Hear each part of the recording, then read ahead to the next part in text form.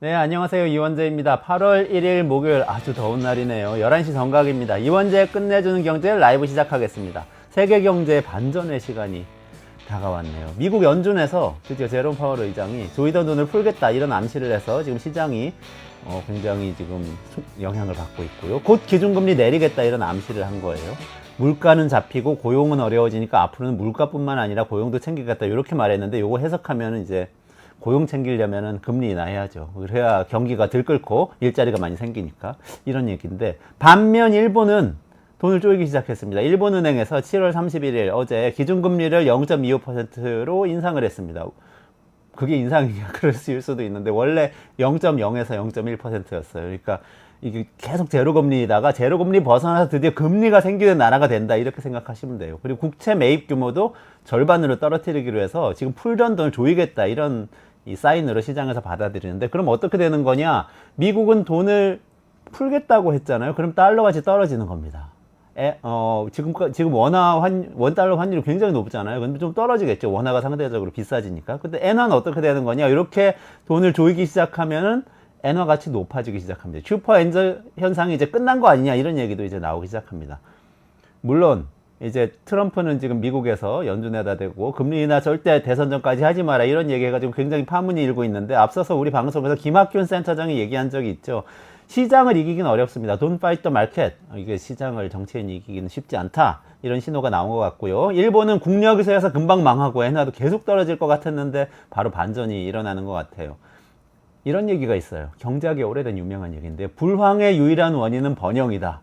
번영의 유일한 원인은 불황이다. 경제학 오래된 얘기. 쥐글라 파동이라고 이 경제학에서는 경기는 항상 사이클을 탄다 이렇게 얘기하면서 항상 하는 얘기인데요. 월요일에 이광수 대표 우리 얘기하셨죠? 시장은 늘 변합니다. 변하는 시장에 스마트하게 대응하셔야 될 것 같습니다. 오늘은 이정원 대표하고 한 주간 꼭 챙겨야 되는 뉴스 살펴보는 퀵뉴스 진행하고요. 오늘 한동훈 대표가 되면은 이재명이 대통령이 된다 이런 얘기가 있다는데, 정치 뉴스, 경제 뉴스 살펴보겠습니다. 최승병 전 삼성경제연구소 수석연구원 나오시고요. 삼성전자가 따라잡지 못하고 있는 TSMC 기술력이 대체 뭔지, 따라잡을 수는 있는 건지 이 얘기 좀 살펴봅니다. 뒷시간에 하니까 끝까지 들어주시기 바랍니다. 네, 그러면 이원재 끝내주는 경제 이정환 슬로우 뉴스 대표 바로 모시고 퀵뉴스 진행하겠습니다. 안녕하세요. 어서 오세요. 네, 안녕하십니까. 네. 한동훈 나오면 이재명이 된다. 이 정치 뉴스에 제일 위에 올려주셨는데 네. 이거는 무슨 얘기입니까? 오늘 조선일보 양상훈 조선일보 집필 칼럼인데요. 뭔가 조선일보의 스탠스가 바뀌고 있는 것 같은 느낌이 듭니다. 아직 2년 조금 지난 상태인데 벌써 이제 차기 대권을 얘기할 정도로 윤석열 정권이 이제 흔들리고 있다는 이야기를 들을 수 있고요. 내용도 정말 놀랍습니다. 국민의힘이 한동훈 후보로 내면 이재명이 대통령이 된다. 이른바 한나명이 되겠죠. 한동훈이 나오면 명이 된다. 예전에 한나땡이라는 네, 얘기도 있었는데. 한나명. 근데 또 민주당에서 이재명이 아닌 다른 사람이 나오면 국민의힘에서 누가 나와도 안 될 것이다. 그 말은 뭐냐면 이재명이 리스크고 이재명이 아닌 다른 누구가 나오면 그냥 무조건 그 사람이 될 거라는 거죠. 그만큼 지금 국민의힘이 취약하다. 그리고 한동훈을 내세워서는 도저히 이길 수가 없다라는 걸 한국의 가장 보수적인 신문 조선일보의 심지어 주필이 그렇게 얘기를 할 정도입니다. 조선일보는 킹메이커로 항상 나서잖아요. 네. 여권의 킹메이커인데 이번엔 무슨 이유 때문에 최근에 보면 아무튼 이제 여러 가지로 지금 이제 그 보수 언론에서도 깊은 빡침과 실망과 분노와 좌절이 계속되고 있는데, 조선일보가 정말 말을 갈아타는 게 아니냐라는 관측이 나오고요. 네. 한동훈 지금 이제 당대표가 지난 1월에 국민의 눈높이에 맞춰야 된다라고 했었죠. 사실 그게 이제 그 말이 이른바 별의 순간이다라는 그 평가도 있었습니다. 네. 그 말을 하는 순간 박사가 한 적 있는 말. 김종인 박사가 예전에 한 김종인 박사 했던 말인데, 이제 이게 한동훈에게도 권력자와 맞서는 이제 정치인의 이미지를 만들었고 서사를 만들었고, 그런데 안타깝게도 이게 한동훈의 과연 이게 먹힐 것인가? 왜냐하면 한동훈은 또 검사 정치인이고 국민들이 또 한 번의 검사 대통령을 원할 것인가? 그렇지 않을 거다라는 관측이 많죠. 근데 보면 이제 과거에 김영삼이 노태우가 왔었고, 이회창은 김영삼과 왔었고, 정동영은 또 노무현과 왔었고, 박근혜 이명박과 왔었고, 각각 이렇게 맞서면서 그 체급을 키우는 그런 전례가 있었고, 대표적인 게 이제 윤석열 당시 검찰총장이 문재인 대통령과 맞서면서 이제 대한 정치 세력으로 컸죠. 근데 한동훈은 굉장히 한계가 명확하다. 그리고 양상훈 주필이 이런 말을 했어요. 검사 시절에 양승태 당시 대법원장을 사법농단 사건을 맡아가지고 트럭 기소라고 할 만큼 이 트럭 가득 채울 만큼 이 기소 서류를 내보내면서 47가지 혐의를 기소를 했는데 안타깝게 47가지 혐의가 다 무죄가 났습니다. 그래서 이제 검사로서도 실력이 좀 떨어진다. 게다가 그 한동훈 특유의 그 이 깐깐하게 물고 늘어지는 그 스타일이 국민들이 볼 때 한참 이제 똑똑하다는 느낌을 줬는데 이미 그런 이미지도 많이 좀 꺾여 있는 상태다라는 거죠. 강직한 검사 이미지는 이미 윤석열이 다 소모해버린 상태고요. 그래서 쉽지 않을 거다라는 얘기가 나옵니다. 조선일보 스탠스가 굉장히 중요한데 네. 앞으로 좀 지켜봐야 되겠네요. 한동훈 대표는 그 와중에 지금 윤석열 대통령하고 만났다는 얘기가 나오네요. 이것도 재밌습니다. 모처럼 이제 따로 만났는데 이 독대는 아니었고요. 굳이 또 정진석 이 비서실장이 끼었습니다. 그 말은 두 사람이 서로 따로 만나기가 여전히 좀 뭔가 그 멋쩍거나 아니면 불편한 관계라는 거죠. 또 재밌는 건 둘 다 점심 약속이 있었는데 11시에 만나가지고 12시 반까지 이야기를 하다가 각자 또 밥을 먹으러 갔어요. 그런데 이제 주변에 이제 옆에서 지켜본 사람들 이야기는 밥 먹고 가라는 이야기도 형식적으로 하지 않았다는 거죠. 그러니까 두 사람이 점심때 다 돼가지고 뭐 해서 뭐 이야기를 했으면서도 90분 동안 이야기를 했으면서도 별 내용은 없었다. 아니 방금 나온 사진 보니까 사진은 되게 분위기 좋아 보이는데. 저 사진은 다른 거예요. 저때 이제 그 전당대회 이후 원희룡과 나경원까지 불러가지고 다 같이 화기애애한 분위기였는데 그때 다 같이 모인 거 말고 따로 한번 보자라고 했는데 따로 만나서는 두 사람이 굉장히 서먹서먹하더라. 이 동아일보가 또 이런 말을 했어요. 두 사람이 아직 준비가 덜 됐거나 아니면 여러 가지 정치적 해석 때문에 말을 아끼고 있다. 박성민 민컨설팅 대표가 또 이런 말을 했습니다. 두 사람이 잠시 휴전을 선택한 상황일 뿐이다라는 거고요. 이게 재밌는 건 이제 휴전이긴 하지만 앞으로 이제 주도권이 누구한테 갈 거냐. 결국 이제 아까 조선일보 칼럼도 있었지만 한동훈에게 이미 상당 힘이 넘어가 있는 상태고 조중동이나 보수 언론이나 국민의힘 내부에서도 여전히 이제 친윤 세력이 강하지만 한동훈에게 길을 터줘야 된다. 심지어 그런 얘기도 나오죠. 이명박이 박근혜에게 나를 밟고 가라라고 그 사실상 메시지를 줬고 박근혜가 이명박을 엄청나게 공격하면서 차기 대권의 주자로서 그 몸집을 키웠죠. 그렇기 때문에 이명박 당시 대통령이 박근혜 정권에서 감옥에 가지 않았죠. 그러면 이제 윤석열 대통령도 정권의 차기 안정을 위해서라면 자기 몸을 보신을 위해서라면 차기 세력을 키워야 되는데 어느 정도 국민의힘 정권의 연장을 위해서는 한동훈에게 힘을 실어줘야 된다라고 하지만 실제로 그 윤석열 대통령의 그 성향상, 성격상 계속 툭하면 격노하고 분노하고 막 뒤집어엎고 막 그렇죠. 그리고 이런 상황을 봤을 때 결코 한동훈에게 내주지 않을 거다라는 관점이 많습니다. 그 당장 쟁점이 있잖아요. 왜 정점식 정책위 의장 인사 맞습니다. 문제가 있는데 그거 어떻게 되고 이게 있어요? 사실 그동안 뭐 그 정책위 의장이 그렇게 뭐 주목받는 자리는 아니었는데 보면 이제 윤석열 만나고 온 다음 날 이 정점식 이제 친윤계 정책위 의장이죠. 이분에게 사퇴를 하라고 요구를 했어요. 그 한동훈 대표가 이걸 가지고 또 이제 그 국민의힘 발칵 뒤집혔습니다. 그러니까 지금 친한과 친윤 계력이 서로 이제 맞붙고 있는데 지금 이제 이 최고위원회가 9명인데 각각 이제 최고위원이 이번에 이제 그 친윤계가 2명, 친한계가 2명이 최고위원이 됐고 나머지 또 이제 지명직이 또 있고 원내대표, 당대표가 다 합이 9명인데 지금 그림 보시면 전당대회 이전에 당연히 9명이 모두 다 친윤이었죠. 근데 지금 이제 이번 전당대회 이후에 2명이 추가로 친한계가 들어왔고 1명을 또 지명직으로 한동훈 대표가 임명할 수 있습니다. 그러면 이제 5대 4가 되겠죠. 그런데 이 정정식 정책위의장을 친한계로 갈아치우면 이제 4도에서 5대 4가 되는 거죠. 저 한 명이 이 한 표가 최고위원회 다수를 맞습니다. 확보하는 네. 그런 이게 어디로 가느냐에 따라서 지금 이제 국민의힘을 장악하느냐 마느냐인데 한동훈 대표가 이렇게 이제 액션을 취했다는 건 내가 이제 이거 장악하겠다. 친윤계를 밀어내고 내가 당권을 장악하겠다라는 강한 의지를 보이고 있는 상황이고 이것 때문에 이제 국민의힘의 거의 절대 다수인 친윤계 의원들이 지금 부글부글한 상태이죠. 근데 근본적으로는 지금 원래 그 당대표 선거하면서 한동훈 대표가 최상병 특검법에 대해서 본인의 안을 가지고 이거는 적극적으로 맞습니다. 특검을 도입하는 방향으로 가겠다고 얘기를 했잖아요. 이건 충돌을 예고하고 있는 거 아니에요? 그렇죠. 그 최상병 특검법이 지금 이제 뭐 뇌관이 될 텐데 그리고 이게 레임덕이냐 아니면 한동훈 대표의 정치적 생명까지도 지금 좌우할 수 있다는 얘기 나옵니다. 왜냐하면 여기서 만약에 찌그러지면 한동훈 대표의 그 정치적 생명은 그 미래가 없을 거고요.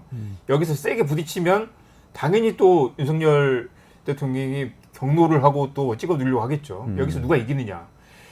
첫째는 이제 윤석열이 대통령이 한동훈에게 어떤 길을 터줄 것인가, 아니면 한동훈이 윤석열과 척을 지고 강하게 밀고 나갈 것인가. 네, 지금 이제 최상병 특검법이 아까 말씀하신 것처럼 특검을 누가 임명하느냐가 쟁점인데 한동훈의 이제 대안은 이걸 대법원장이 임명하게 하자라는 거죠. 대법원장은 물론 이제 윤석열 대통령이 지명한 사람이라서 이제 윤석열 대통령 의중에 반영될 가능성이 높지만 어차피 이게 그 거부권으로 통과가 안 될 테니 제3의 안을 내놓은 거고, 지금 또 마침 이재명 대표가 그거 받자라고 지금 떡밥을 던지고 있는 상황입니다. 민주당에서. 네. 그리고 한동훈 대표는 이제 또 대표가 되고 나니까 이걸 또 밀어붙이기 굉장히 좀 그 조심스럽거나 부담스러워서 지금 말을 아끼고 있는 상황이고요. 때를 보자라고 지금 뭉개고 있는 상황인데 이재명 대표가 또 덥석 그거 받아보자라고 제안을 한 상황이라서 결국 지금 이제 한동훈 대표의 결단이 남아 있는 상황, 그리고 결단을 내리는 순간 이제 국민의힘이 또 발칵 뒤집히겠죠. 한번 또 경로를 하고 또 찍어 누리려고 하고 그런 상황으로 가게 될 가능성이 높습니다. 그럼 만약에 이재명 대표와 민주당이 네. 한동훈 안으로 우리 특검법 같이 합의해서 통과시킵시다 이렇게 얘기를 하면 네. 한동훈 대표는 진짜 결단을 해야 되겠네요. 그렇죠. 어느 쪽이냐. 지금 이미 이제 그런 상황을 가고 있는데 또 국민의힘 의원들이 이걸 받는 순간 이제 탄핵으로 간다. 이제 최상병 특검법이 시작되고 윤석열 대통령을 이제 그 특검이 조사하게 되고 거기서 또 다른 뭐가 터져 나오게 되면 이제 걷잡을 수 없이 권력이 꺾일 거라는 거죠. 근데 국민의힘 의원들 상당수는 아직 이제 어디에 줄을 서야 되느냐 해서 아직은 살아있는 권력인 윤석열 대통령이 줄을 서려고 할 텐데 이게 한번 뚝이 무너지기 시작하면 이제 기울기 시작할 거고, 그 과정에서 한동훈 대표가 이걸 밀어붙일 만한 뚝심과 어떤 이제 정치적 결단, 그리고 어떤 그런 이제 조직을 장악하는 그런 능력이 있느냐가 중요한 관건이 될 것 같습니다. 근데 방금 말씀하신 이거 뭐 특검법 한동훈 안으로 통과시키면 뚝이 무너져서 탄핵으로 가게 되는 거라는 얘기는 네. 국민의힘 그 대표 선거 때, 네. 당대표 선거 때 원희룡 의원 쪽에서 원희룡 전 장관 쪽에서 많이 맞습니다. 했던 얘기잖아요. 맞습니다. 그러면 근데 이미 국민의힘 당원들과 지지자들은 네. 한동훈 대표를 선택했다는 건 그게 아니고 이쪽이야라고 한쪽 방향을 가리킨 거 아니에요? 맞습니다. 그러니까 이미 이제 한동훈 대표는 그 전당대회 때부터 이제 배신자 프레임이 있었죠. 이거 배신자고 이 되면은 우리 윤석열 정권이 무너진다고 생각했는데 지금 놀라운 건 그 배신자가 당대표가 됐단 말이죠. 네. 그리고 국민들과 국민의힘 지지자들 상당수가 배신자를 압도적으로 선택한 상황인 거죠. 그리고 조중동도 심지어 이제 보수 언론도 한동훈에게 힘을 실어주고 만약에 이게 안 되면 정권이 무너진다라고 이미 생각하고 있는 상황이라서 네.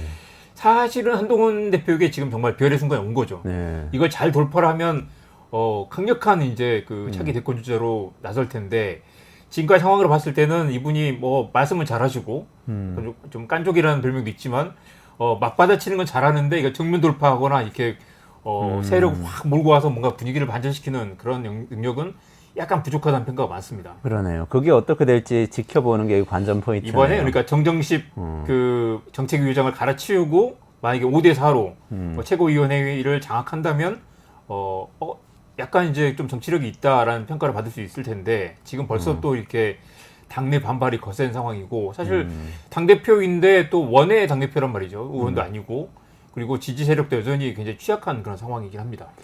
제가 보기에는 그 최고위원회 장악 못하고 네. 그러면은 당연히 새상병 특검을 원내에서 받아들이게 만들지도 못할 거고 네. 원내 대표는 또 추경호 의원이잖아요. 네. 다른 의원들은 또 다르고 네. 그러면은 당 대표도 끝까지 못 갈 것 같은데요.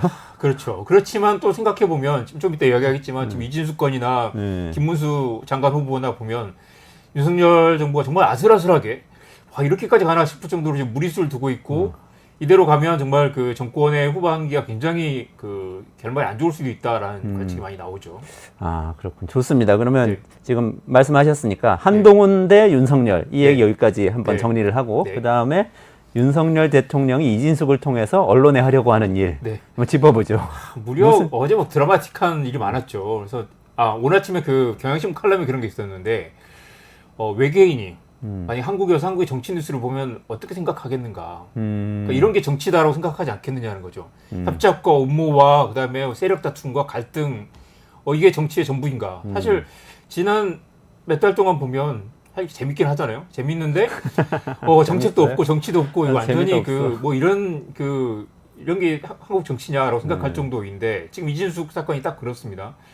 정작 지금 그 방통위는 완전히 지금 올스톱돼 있는 상태고 어제 취임 첫날에 3시간 만에 이제 KBS 이사 추천과 박문진 이사 임명을 한꺼번에 처리를 했어요. 그러니까 임명되자마자 무슨 밀린 숙제 처리하듯이 그리고 이분은 또 언제 탄핵이 될지 모르기 때문에 과거 이제 지금 반년 만에 지금 2명이 지금 그만둔 상태잖아요. 10개월과 6개월 만에. 그러니까 지금 이진숙은 3일도 못 갈지도 모른다라는 말이 나오는 상황인데 3시간 만에 그걸 처리를 한 거죠. 그래서 이제 KBS 이사회에 이제 그 7명, 그다음에 박문진 이사회 6명을 다 이제 추천과 임명을 끝냈고요. 이분들도 또 근데 다 또 한 가닥씩 하시는 분들입니다. 굉장히 다 어떤 분들이세요? 보수 인사들로 다 채워졌고요. 어제 또 같이 임명된 김태규 방통위 부위원장. 네. 이분도 좀 보통이 아닙니다. 판사 출신이고 윤석열 지지 모임의 그 주축이었고요. 이런 말도 했습니다. 문재인은 반역자다. 박근혜 탄핵은 좌파가 일으킨 사변이다. 이런 말을 했었는데 와 이런 말 하시는 분이 방송통신정책을 총괄하는 그 부서의 부위원장 차관급으로 임명이 됐다는 것도 정말 놀랍습니다. 이걸 보면 윤석열 정부는 미안하지만 이 방통위를 통해서 뭔가 방송통신 정책을 좀 이렇게 공정하고 균형 잡힌 그런 정책을 펼치려는 의도가 뭐 전혀 없다. 이걸 통해서 지금 이제 공영방송을 장악하려는 의도를 강하게 드러내고 있다 볼 수 있겠습니다. 오늘은 대통령이 KBS 이사 임명을 제거했다 이런 뉴스도 네, 나왔는데. 그러니까 이제 박문진 이사는 방통위 임명을 하고 끝나고요. KBS 이사는 어제 추천을 받아서 오늘 이제 임명하는 그런 구조입니다. 이 KBS는 이미 지난해 11월에 이제 사장이 바뀌었죠. 그러니까 이제 이동관 전 방통위원장의 임무는 YTN을 팔아치우는 거였고, 그다음에 이제 그 김홍일 전 방통위원장 임무는 KBS 사장을 바꾸는 거였고, 지금 이번에 이진숙 방통위원장 임무는 이제 MBC 사장을 박문진과 MBC 사장을 갈아치우는 박문진이 MBC 사장을 임명을 그렇죠. 하게 되니까 네네. 지금 그렇게 그 작업을 갈아치우는 한 거군요. 그 작업을 하려고 하고 있고 이미 이제 어제 그걸 다 끝냈기 때문에 지금 이제 그 민주당이 탄핵을 하더라도 이번에는 이제 사퇴를 안 하고 끝까지 버틸 수도 있다. 버티면 이제 헌재 가서 탄핵 심판하는 동안 6개월 동안 직무가 정지되겠죠. 직무가 정지되면 그 사이 방통위는 아무것도 의기를 하지 못하는 식물 방통위가 됩니다. 근데 그걸 감수하고 그냥 밀어붙여 오겠다는 거죠. 그래서 이런 걸 보면 정말 그 솔로몬의 그 아이를 누가 배를 가를 것인가 그 상황처럼 방통위가 제대로 굴러가는데 전혀 관심이 없는 것처럼 보이기도 하고요. 아까 KBS 이사 임명 이야기를 했지만 KBS는 이미 지난해 11월에 이제 사장이 바뀌었잖아요. 박민 사장으로 바뀌었죠. 이 지난주에 그 물폭탄이 쏟아지는데 원전 수주 기사를 거의 막 그 앞부분에 쭉 배치해가지고 체코에서 원전 수주한 거. 윤석열 정부의 쾌거, 그다음에 엄청난 그 국가 국익에 도움이 되는 뭐 이렇게 엄청난 그 계약을 맺고 왔다라고 아직 확정되지도 않았는데 게다가 KBS는 재난방송사잖아요. 재난중앙방송사인데 지금 국민들이 뭐 물폭탄에 뭐 괴로워하고 있고 심지어 사망자도 발생하고 있는데 그 뉴스보다 원전 수주 기사를 전면에 배치할 정도로 미안하지만 KBS가 그렇게 망가졌다라는 얘기 나올 정도입니다.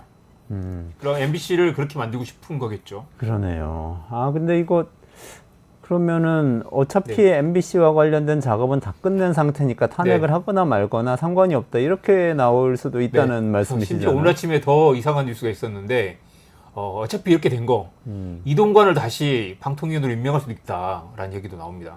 그 말은 방통위원장 하다가 탄핵돼서 사임한 사람은 탄핵을 안 됐죠. 탄핵하기 하기 직전에 전에. 사퇴를 했으니까 그리고 이건 민주당의 폭거를 막기 위해서 임시로 사퇴한 거니까 이동관 잘못은 아니고 다시 이동관을 불러올 수도 있다라는 얘기를 하는데 이건 정말 가능성이 낮다라고 하지만 그런 가능성까지 거론될 정도로 지금 방통위 상황이 뭐 제대로 돌아간 상황이 아니라는 거죠.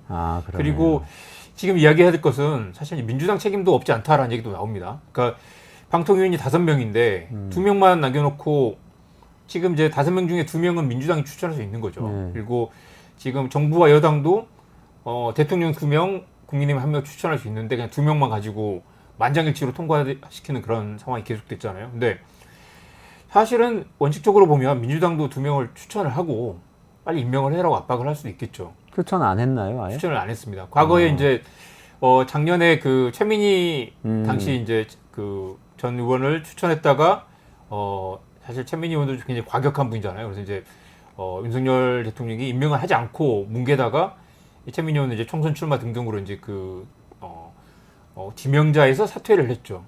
그런 그 뒤로 지금 아예 후보조차도 올라 있지 않는, 아까 추천조차도 안 하고 있지 않는 상황인데 민주당 입장에서는 어차피 추천을 해봐야 들러리만 설 거다. 5대3 구조에서. 그리고 국민의 입장에서는 어차피 지금 두 명이서 이렇게 전쟁 치르듯이 후다닥 그 의결하는 그 구조가 편하기 때문에 굳이 한 명을 더 추천할 필요도 없다 생각하는 상황인 건데요. 이 5명의 합의제 구조라는 게 이렇게 무너져 있는 상황에서 여야 모두 지금 이제 힘대결만 하고 있는 그런 상황이라고 할 수 있겠습니다. 아, 그러네요. 답답한 상황이네요. 네. 알겠습니다. 박지원 의원이 또 네. 윤석열 대통령의 휴대폰 문제를 맞습니다. 거론했어요. 이거 정말 심각한 문제입니다. 왜냐면 그런 이야기가 오히려 많았었는데 미국이 모스크바에 그 대성을 지으면서 15년이 걸렸다는 거예요. 왜냐하면 공사할 때마다 계속해서 무슨 도청 장치가 나와가지고 그걸 이제 막느라고 그 철저하게 하느라고 이제 15년이 걸렸다는데 우리 그 용산 대통령실과 대통령 관저는 6개월 만에 뚝딱 끝냈잖아요. 네. 그러니까 그 과정에서 이제 도청이 없었겠느냐 우리가 있었죠. 그런데 아니나 다를까 작년에 그 우크라이나 관련한 그 이슈가 있어가지고 뉴욕타임즈가 그런 보도를 했어요. 미국 CIA가 용산 대통령실을 도청하고 있다. 뉴욕타임즈 보도가 됐습니다. 당시 이제 시그널 인텔리전스라고 신호 정보를 이제 그 기초한 보고서다라고 얘기 나왔었는데 신호 정보에 기초한 보고서가 나왔다는 보도를 뉴욕타임즈가 네. 했다는 건가요? 네. 그 신호 정보라는 게 그러니까 휴대전화 감청일 거다라는 이제 이야기죠. 그래서 이제 윤석열 대통령이 아마 그 사진 보신 분들 많겠지만 휴대전화로 통화하는 경우가 많았어요. 네. 많았고 그 이종섭 그 국방부 장관하고 휴대전화로 통화했다고도 하고 그래서 이 박지원 지금 의원은 국정원장을 지냈으니까 뭘 깜놀을 하신 거예요. 그래가지고 어떻게 대통령이 개인 폰으로 통화할 수 있느냐. 이 개인 폰으로 통화하는 건 미국, 러시아, 중국, 북한이 다 들으려고 하는 거나 마찬가지다. 그래서 지금 공수처가 이제 대통령 그 핸드폰을 통신 영장을 발부했다가 기각이 됐잖아요. 맞아요. 네. 그랬는데 이제 대통령은 이제 그 대통령 핸드폰에 이제 최상명 관리에서 통화 내역이 있으니까 그걸 받아야 된다라고 하는 건데 이제 아마 그 법원도 대통령 핸드폰을 내주진 않겠죠. 그럴 텐데 이제 그 영장 신청을 했고 기각이 된 상태죠. 그러니까 박지원 의원이 무슨 말을 했냐면 공수처가 그 내용을 궁금하면 차라리 북한에 물어봐라. 이건 다 알고 있을 거다. 그만큼 대통령 그 휴대전화는 이미 다 탈탈 털리고 있을 거라는 거죠. 이런 내용을 보면 국민들도 야 우리 스마트폰도 얼마든지 털릴 수 있지 않겠느냐라는 그런 의심을 갖겠지만 물론 이제 뭐 아이폰은 도청되지 않는다라는 얘기도 있고 그렇긴 하죠. 그렇지만 이게 단순히 그 통신 감청뿐만 아니라 여러 가지 그 기법들이 있기 때문에 단순히 통신사를 통하지 않는 이제 작정하고 털려고 하면 뭐 그 여러 가지 털릴 수 있는 방법이 많이 있다는 거죠. 그런데 이 윤석열 대통령은 전혀 그 핸드폰 도청에 대한 신경을 쓰지 않고 있다. 그리고 실제로 도감청이 됐다라는 의혹도 나왔는데 당시 뉴욕타임즈 보도 이후 대통령실 해명은 휴민트로 빠져나갔다. 휴민트라는 건 이제 사람을 통해서 정보가 빠져나갔다. 이제 첩자가 있었다는 거죠. 도청이나 감청 아니다라고 주장했는데 이제 당시 그 민주당에서도 사람으로 빠져나갔다면 더 큰일 아니냐. 도감청이 아니니까 다행이다라고 할 게 아니라 그렇죠. 사람을 빠져나갔다면 더 큰일 아니라는 얘기도 나오고 그것과 별개로 어차피 대통령이 스마트폰 통화하는 매우 위험하다. 이거 못하게 해야 된다라는 말이 나오는데 이게 정말 그 순진하다고 할 건지 아니면 정말 되게 한가하다고 할지 전혀 그 부분을 신경 쓰지 않고 있습니다. 그래서 지금 이제 박찬수 오늘 이제 한겨레 대기자가 오늘 칼럼에서 그런 이야기를 했던데요. 대통령실에 무너진 보안의식, 책임감 정말 이거 심각한 문제다. 그리고 대통령실 핸드폰 한번 점검을 해봐야 된다. 해킹 당한 흔적이 있는지, 앞으로 이걸 어떻게 대응할 건지 등등을 점검하지 않으면 더 큰 일이 생길 수도 있다라는 얘기 나옵니다. 전 내용을 보지 않더라도 압수했으면 좋겠어요. 그러니까요. 압수해서 이걸 압수해서 일단 정말 봐야 된다. 여기 뭐 심어져 있는지 아니면 뭐가 털렸는지를 봐야 된다. 지금부터라도 너무, 사용 못하게. 너무 안일하다는 얘기 나오죠. 아니 근데 군에서 장성만 돼도 네. 비화기 폰을 지급받는 네, 경우가 네. 많이 있거든요. 네. 대통령이 어떻게 개인 휴대폰 이전에 쓰던 번호를 것도 계속 쓸 맞습니다. 수가 있죠? 대통령도 지금 비화기 폰이 있는데 지금 논란이 됐던 건 비화기가 아니라 지금 개인 스마트폰, 심지어 옛날 쓰던 전화번호를 알고 있는 사람도 많이 있는데 아직도 뻔히 알려진 그 번호로 갑자기 전화가 와서 전화 받는 사람이 당황할 정도라는 말이 나올 정도입니다. 그러네요. 아유, 근데 이것도 참 충격적인데 더 충격적인 거 있었어요. 저는 노동부 장관 임명권인데 네. 어떤 내용이죠? 정말 그 인사청문회가 또 이제 정말 불이 붙을 것 같습니다. 정말 이 보통 사람이 아니죠. 엄청난 분입니다. 그 문재인 전 대통령을 김일성주의자라고 했고요. 심지어 총살감이란 말도 있습니다. 김문수 네, 장관 김문수, 내정자가 지금 그렇다는 장관 거죠. 후보자. 그리고 과거 경기도지사 시절에 소방서에 전화 걸어서 나 김문수요 해가지고 그것도 논란이 됐었죠. 세월호 참사를 두고는 죽음의 구판이다라고 했고 강원도에서 심지어 산불이 났는데 촛불 보호하더니 온 나라에 산불이라는 말도 했습니다. 정말 도저히 이건 상식적으로 받아들일 수 없는 그런 말인데요. 노동부 장관이라고 말이죠, 심지어. 근데 노동 관련해서도 막말이 엄청 많습니다. 노란봉투법은 헌법과 충돌한다. 세계적으로 이런 입법 사례는 없다고 했고요. 파업에는 손배소가 특효약이다. 이런 말. 그다음에 쌍용차 노조는 자살 특공대다. 그리고 이제 광주에 무슨 공장을 가서 노조가 없는 공장이었는데 노조가 없어서 감동이다. 그런 글을 쓰기도 했습니다. 그래서 이제 이게 아까 제가 이제 조중동의 스탠스가 달라졌다고 말씀드렸지만 오늘 동아일보 기사에 이런 부분이 있습니다. 야권에 물러서지 않겠다는 의지를 보여줬다. 참신하지도 않고 극우의 막말 발언으로 갈등을 불러일으킨 인물을 굳이 내세워야 되느냐. 물론 이제 야권 관계자 말을 전한 거지만 보수 진영에서 보기에도 뭐 노동부 장관을 임명할 수는 있지만 이거 자체가 정치적으로 엄청난 리스크인데다가 지금 윤석열 정부의 지금 여소 야대 국면에서 이런 인사를 계속 이 남발할 경우에 더 빨리 윤석열 정부의 이제 이 힘이 줄어들 수 있다, 입지가 좁아질 수 있다라는 우려가 많습니다. 그러네요. 아니 전체적으로 보니까 근데 윤석열 대통령이 원래 총선 끝나고 총선 때 이제 야당이 크게 이겼기 때문에 여야 영수회담도 하고 이재명 대표하고 회담도 했잖아요. 그런 다음에 뭔가 화해하고 타협하는 무드로 갈 줄 알았더니 이게 지금 예를 들면 이진숙 방통위원장 같은 경우에 MBC에서 MBC 내부에서 전쟁을 하다가 나와서도 이제 언론하고 싸우던 분인데 방통위원장으로 임명을 하시고 그다음에 김문수 지금 장관 후보자는 노동계하고 싸우던 분인 전쟁을 치르는 분인데 노동부 장관을 또 임명을 하고 이게 지금 계속 싸우자는 분위기로 가고 있는 것 같아서 사실 굉장히 당황스럽습니다. 전쟁을 이렇게 계속 김진표 전 총리가 말씀하셨던 것처럼 유튜브를 무슨 채널로 보는지 확인을 해야 된다. 극우 유튜브를 너무 많이 보고 계시는 게 아닌가 이야기 나올 정도로 어디서 이런 분을 골라와서 이렇게 쏙쏙 뽑아가지고 발탁을 할까 싶을 정도로 정말 이렇게 국민들의 상식 그리고 한동훈 대표 표현에 따르면 국민 눈높이에 맞지 않는 그런 이제 정말 무리수를 계속 두고 있는 것 같습니다.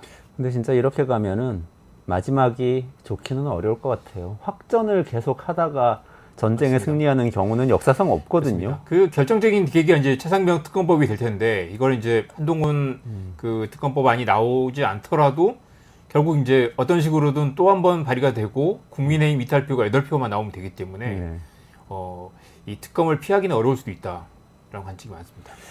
알겠습니다. 네, 경제로 넘어가서 좀 얘기해 볼까요? 드디어 미국이 금리 인하나요? 제롬 파월 의장은 일단 아니라고 했는데 9월 인하 가능성이 95% 이상이다라는 게 이제 시장 전체 이제 컨센서스고요. 말씀하신 것처럼 물가는 어느 정도 잡혔고 실업률이 뛰어오르면서 금리 인하의 모든 조건이 갖춰졌습니다.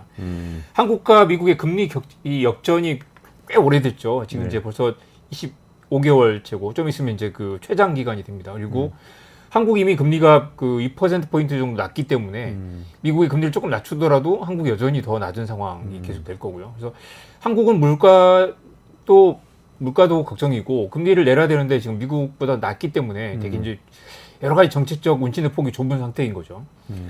또 그런 이야기도 있었는데 삼성전자 또 SK 하이닉스가 굉장히 지금 실적이 좋잖아요.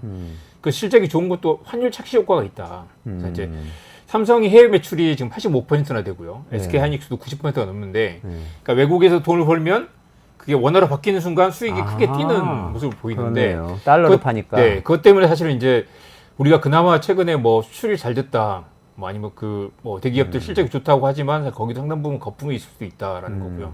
그리고 이제 이게 이런 강달러 현상이 어느 정도 정리가 되면 그런 실적도 크게 줄어들 수 있다라는 얘기도 나오고 여러 가지 대외 여건이 좋지 않습니다. 미국 금리 인하가 강달러 시대를 끝내면서 한국의 수출 기업들의 거품 실적을 맞습니다. 드러낼 수도 있다. 진실을 드러낼 수 있다. 수출이 아니라 사실 해외에 발생한 매출이기 때문에 사실 이제 그냥 착시 현상에 가깝다고 볼 수 있겠죠.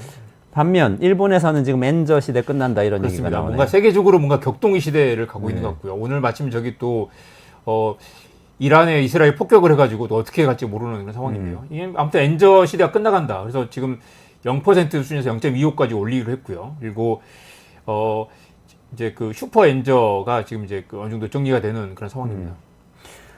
TMF 잘 정리해 주셨었는데 네. 화요일에 네. 그 TMF 지금 어떻게 진행되고 짧고 빠르게 있습니까? 볼까요? 네. 지금 이제 구영배 대표는 출국 금지 상황이고요.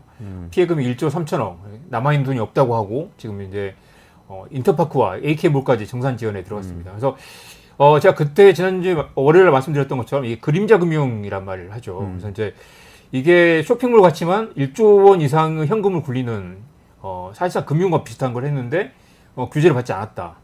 그리고 물론 상품권을 뭐 7, 8% 할인해 가면서 상품권을 뿌렸는데 급전을 돌린 거죠. 사실상 그게 회사채와 비슷하다. 그러니까 이게 돈이 없는 회사가 이제 그렇게 해서 금융을 굴려가지고 다시 이제 인수합병이라든가 이제 뭐 문어발식 확장이 있었던 거죠. 그래서 실제 비즈니스 모델은 거의 이자 장사에 가깝다. 사실 우리가 한국에서 이런 그 내용들을 처음 겪어본 상황이기 때문에 이게 이제 금융이나 공정위의 책임이란 말도 하지만 한 번도 이런 거 몰라서 그동안 법이 없었다라는 얘기가 나오는 상황이고요.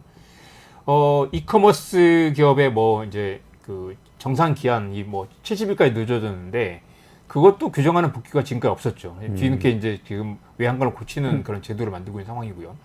그때 용산 말씀하셨던 것처럼 선정산 대출이라는 것도 있습니다. 이게 이제 대금 지급을 늦추기 때문에 올해 70일 뒤에 얼마 받을 건데 은행에서 또 대출을 받아서 이제 쓰는 기업 셀러들이 많았는데 그게 무려 지금 900억 원 가까이 되고요. 와. 그걸 또 이제 지금 중단이 되니까 고스란히 은행에 또 갚아줘야 되는 그렇죠. 상황이죠. 그리고 그게 디폴트가 나면은 이제 만약에 은행은 은행들도, 괜찮지만 네. 은행은 뭐 좀 그렇죠. 타격 있겠지만 그 제2금융권이면은 네네. 진짜 그래서 부도날 수도 있어요. 그래서 이제 이런 이제 그 쇼핑몰에서 시작됐지만 한국에 이런 비은행 금융권, 은행은 아니지만 이제 금융 자산을 운용하는 기업들의 규모가 물론 이제 그 PF 시장이 많고요. 전체 1,500조 원 정도 되고 PF가 한 900조 원 되니까 한 이제 600조 원 정도가 이렇게 이커머스와 이제 뭐 빅테크 시장들에 이제 그 널려 있다.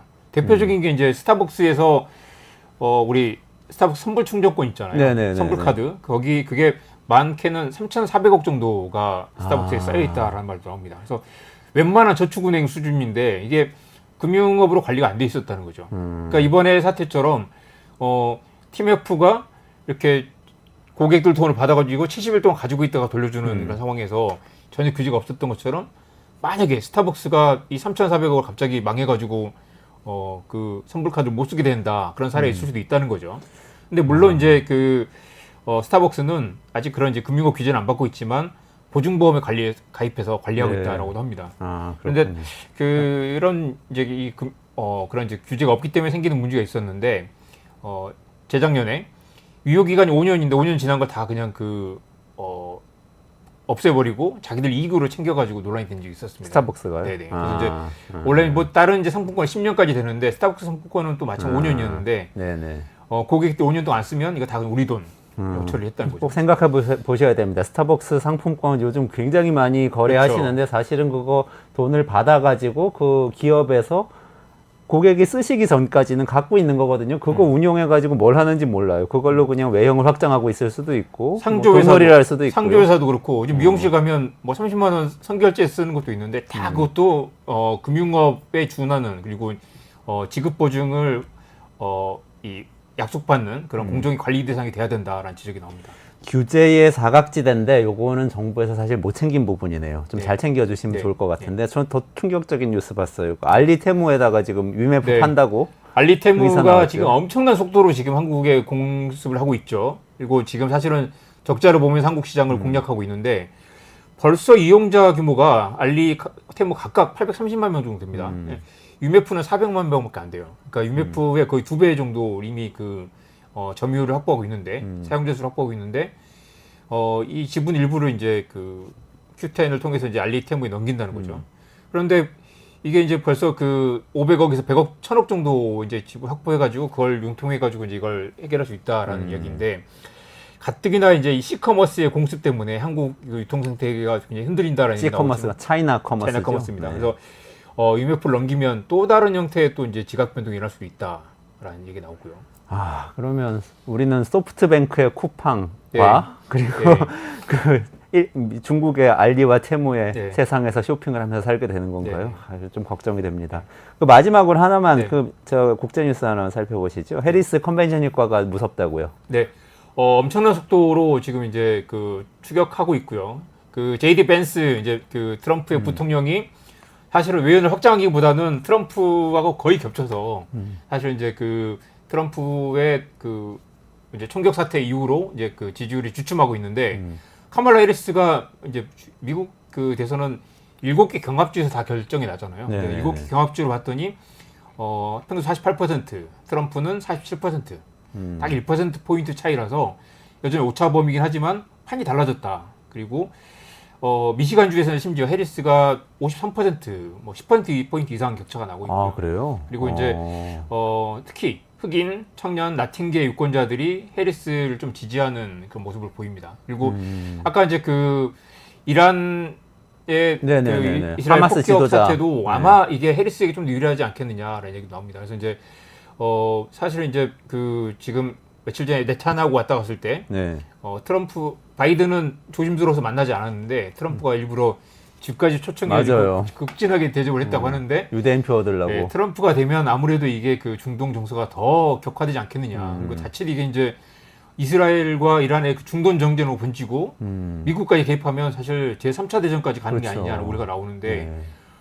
정말 이렇게 좀 세계적으로 좀 뭔가 안정적인 그런 정치가 좀 필요한 게 아니냐. 트럼프는 지금 어쩌다가 그 대통령이 됐지만 정말 좌충우돌 알 수 없는 그런 캐릭터인 거죠. 미국 국민들도 아마 그런 우려를 하고 있는 것 같습니다. 아, 이거 흥미롭네요. 네. 트럼프가 원래 강자이고 해리스가 막 치고 올라오는 것 같지만 사실은 전쟁이 더 확전될 것 같고 이런 불안한 상황이 되면 좀 안정 심리가 네. 또 작동해서 그게 오히려 민주당한테 유리할 수도 있다. 상식과 믿을 만한 왔다 갔다 그런 하는. 그 영역을 찾지 않겠습니까? 알겠습니다. 한국에서나 미국에서나 좀 상식이 이기는 사회가 되면 좋겠습니다. 오늘 퀵뉴스 여기까지 이정환 대표하고 진행하고요. 조금만 기다리시면 최승병 전 삼성경제연구소 수석연구원하고 삼성전자는 TSMC를 따라잡을 수 있을까? 이 문제 가지고 좀 이야기 나눠보겠습니다. 네, 이정환 대표님 고맙습니다. 네, 고맙습니다. 고맙습니다.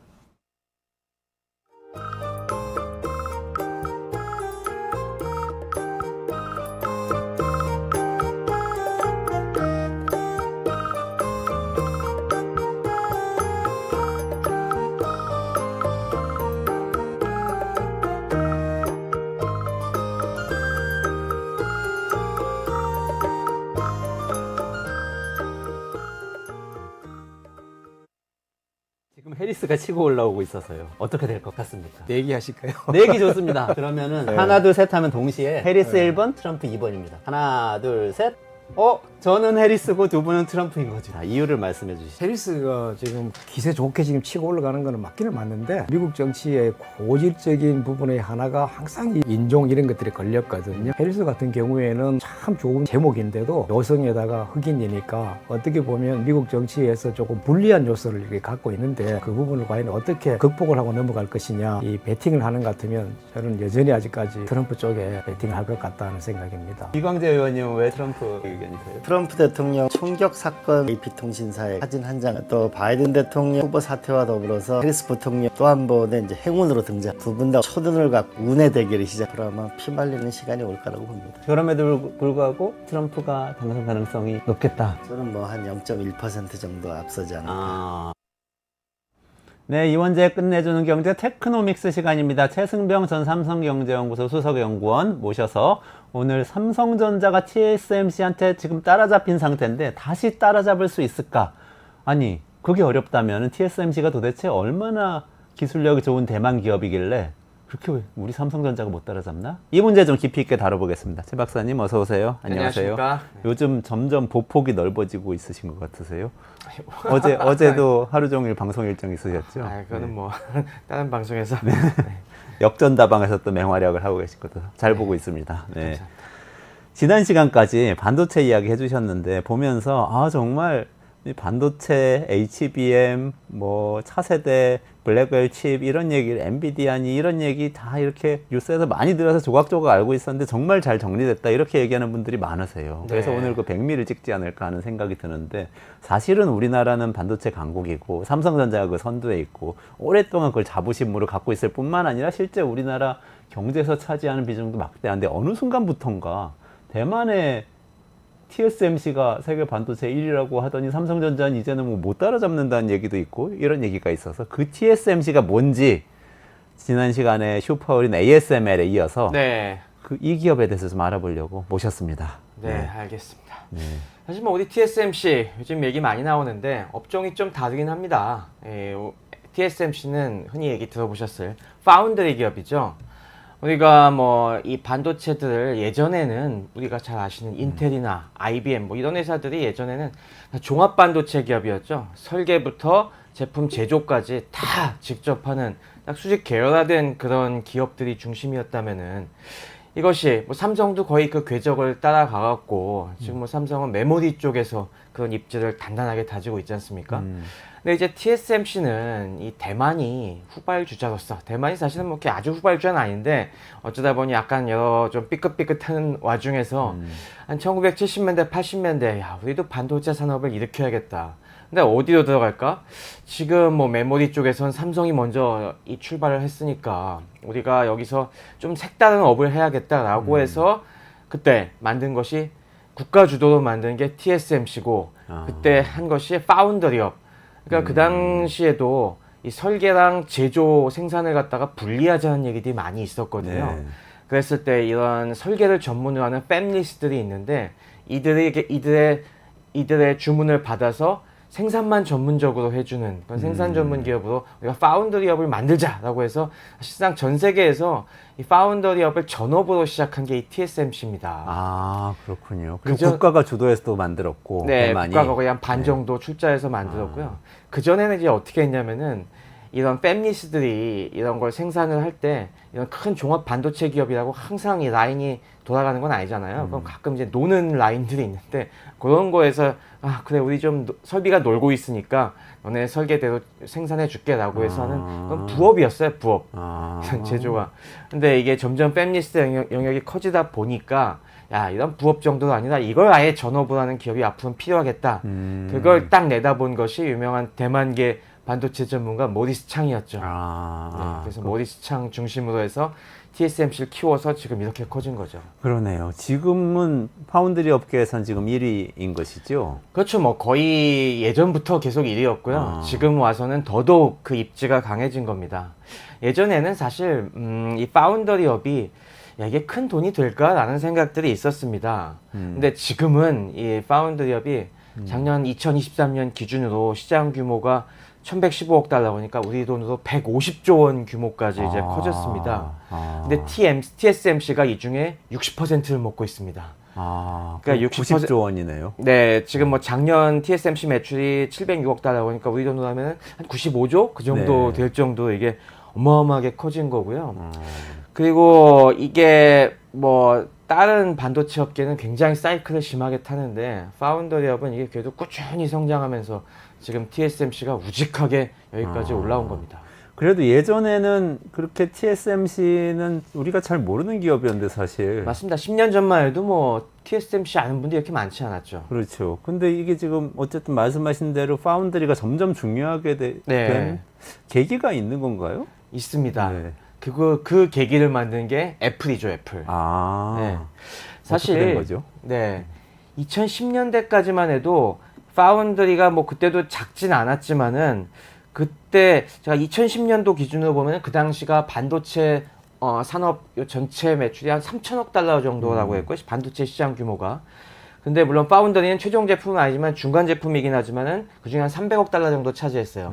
그러니까 전체 반도체 시장 규모에서 한 파운드리가 10% 정도 규모의 매출을 갖고 있었다는 거죠. 근데 작년 기준으로 보면은 이게 많이 올라왔습니다. 작년에 반도체 전체 시장이 5,268억 달러인데 파운드리가 1,115억 달러니까 20%가 넘었죠.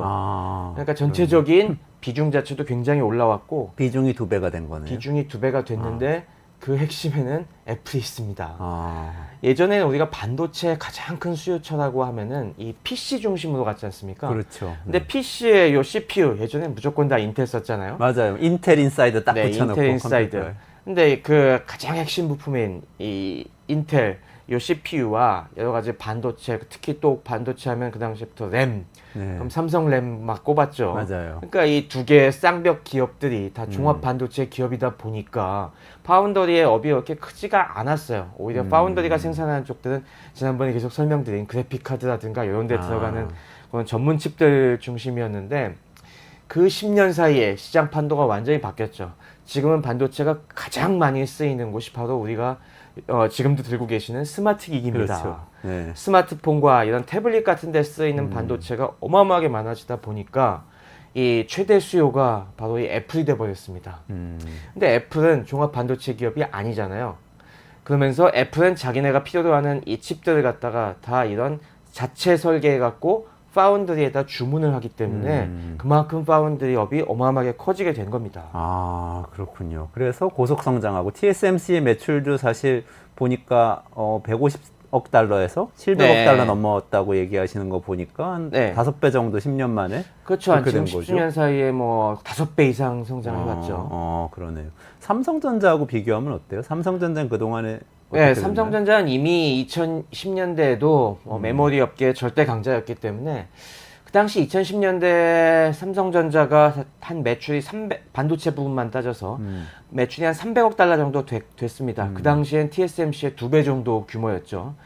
근데 작년에 보면은 작년 2023년에 400억 달러였습니다. 아, 물론 이게 반도체 경기가 2021년에 코로나 특수가 정점을 찍고 그 다음에 작년에 불황이었잖아요. 네. 그래서 좀 꺾어진 건 있습니다. 2021년에 그래서 752억 달러 정도까지 해서 정점을 했는데 그 정점까지 비교하면은 삼성이 약 2배 반 정도 성장할 동안 TSMC는 4배 이상 성장을 한 거였죠. 아, 그러네요. 네, 그래서 그리고- TSMC하고 그렇죠. 격차가 벌어지기 시작했다. 추월 당한 것은 물론이고 격차도 벌어지다 이런 얘기 나오는 거예요. 네, 맞습니다. 딱 그 정점을 찍고 원래 메모리는 이 경기를 되게 많이 타거든요. 아. 사이클을 많이 타기 때문에 삼성전자 2021년 정점을 찍고 작년, 재작년에 어마어마하게 이게 팍 꺾였습니다. 네. 2022년에가 한 640억 달러, 그리고 작년이 400억 달러 정도까지 확 이제 거의 반 가까이 이게 추락을 한 사이에 네. TSMC는 그 사이에도 꾸준히 늘었어요. TSMC가 2021년에는 572억 달러였는데 2022년에 여전히 이 상승세를 타고 737억 달러 찍었고 그래서 이때 추월을 허용한 거죠. 작년에는 이 706억 달러 조금 꺾이긴 했지만은 거의 그대로 유지하면서 이 삼성전자와의 격차가 벌어진 거죠. 물론 뭐 얼마 전에 삼성전자가 이제 이번 분기 실적 발표하면서 다시 메모리 경기가 요즘 살아나고 있지 않습니까? 네네. 그래서 다시 분기 실적을 추월했다고 하니까 네. 아마 뭐 전체적으로 보면은 올해는 그래도 다시 좀 이 거의 비등해지지 않을까 싶긴 한데 이게 사실 매출이 문제가 아니라 매출 면에서는 뭐 거의 이젠 대등하다고 봐야 되지만은 생산하는 제품의 네. 이 위상의 차이가 좀 있는 것 같습니다. 아, 그래요? 지금 아무래도 TSMC가 생산하는 이 가장 중요한 이 제품의 고객은 역시 애플이다 보니까 네. 애플의 아이폰, 아이패드에 들어가는 가장 이 첨단 칩들이 지금 TSMC가 생산하고 있고요. 또 저희가 계속 얘기했던 이 엔비디아의 AI 가속기에 들어가는 이 칩들이 또 TSMC가 생산하고 있다 보니까 결국 전 세계 IT 업계에서 가장 핫한 반도체 제품이 다 TSMC가 생산하고 있는 겁니다. 네, 네. 그러다 보니 아무래도 이 매출 비등한 것뿐만이 아니라 이 뭔가 제품의 질 차이에서도 뭔가 그런 격차가 느껴진다는 게 더 위험한 신호겠죠. 아, 그러네요. 근데 제가 아까 궁금했던 게 2010년 정도로 시계를 뒤로 돌려보면 애플이 보기에 애플이 네. 어쨌든 뭐 자기들의 이 칩을 만들어야 된다 그랬을 때 사실 그때 삼성전자가 좀 더 물론 메모리 반도체 중심이라고는 하지만 반도체 업계 전체로나 외형으로나 네. 좀 더 믿을 만한 파트너 아니었을까? 왜 맞습니다. TSMC 왜 대만으로 갔을까? 또 국가로도 사실 대만 경제가 한국 경제보다 조금 더 국가 리스크도 있잖아요. 중국에 있기 때문에. 맞습니다. 이게 참 사연이 많죠. 그게 구구절절한데 사실 애플의 아이폰 처음 나왔을 때는 아이폰에 들어가는 그 당시엔 AP라고 했죠. 그러니까 컴퓨터의 CPU에 해당되는 그런 AP를 갖다가 사실 삼성이 먼저 생산했습니다. 그 당시 삼성 시스템 LSI 그 사업부에서 그때 파운더리 했었거든요. 네. 애플이 그 당시에는 우리 삼성한테 물량을 줬어요. 아, 그래요? 네, 그래갖고 아이폰 3GS까지는 이 전량 삼성이 다 공급을 했었습니다.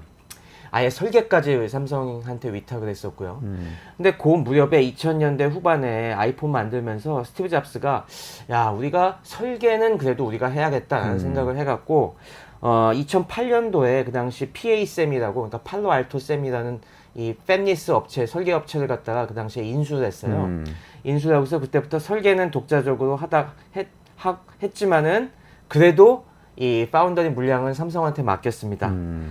그러다가 이제 2010년도에 큰 사건이 터지게 되죠. 기억해 보시면 2010년도에 아이폰이 대박을 터뜨리니까 네. 삼성에서도 그 당시에 우왕좌왕하다가 이 휴대폰 사업부에서 드디어 갤럭시 S를 내놨습니다. 네네네.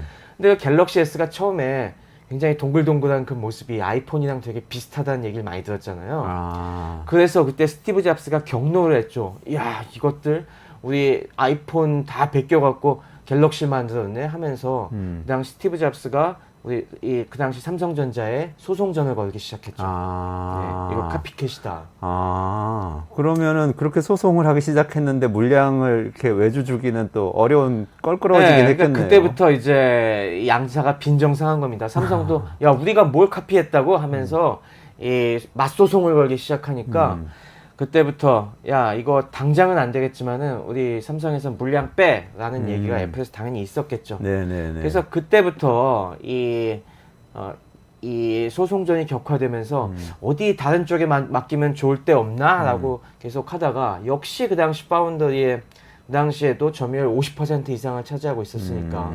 TSMC한테 계속 접촉하면서 너네 우리 물량 받아줄 수 있냐라고 하고, 그래서 요 안에 들어가는 이 AP가 A 시리즈거든요. 애플에서 네네. A1, A2 쭉 나가는데 네네네네. A4부터 사실 시작했죠. 근데 A8부터 TSMC한테 물량을 확 밀어주기 시작합니다. 아, 그 전까지는 삼성 쪽으로 네네. 하다가요. 아. 그게 한 20나노 공정 정도였는데 그래서 한 2014년 정도 기준으로 해서 그때부터 해선 이 TSMC한테 물량 대부분을 맡기고, 또 그 당시에 삼성이 좀 삐끗한 부분들이 있었습니다. 아무래도 삼성은 파운드리가 주력이 아니다 보니까 이 애플 요구에 좀 못 따라가고 막 그랬었는데, 그래도 우리 예정이 있지 않냐 하면서 A9은 물량을 좀 비슷하게 받아왔어요. 근데 그 당시에 A9 삼성에 생산한 분량들이 TSMC 생산분에 비해서 발열이 좀 심하다. 아. 네, 그런 소비자들의 좀 여러 가지 악평들을 시달리면서 아. 이거 안 되겠다라고 하면서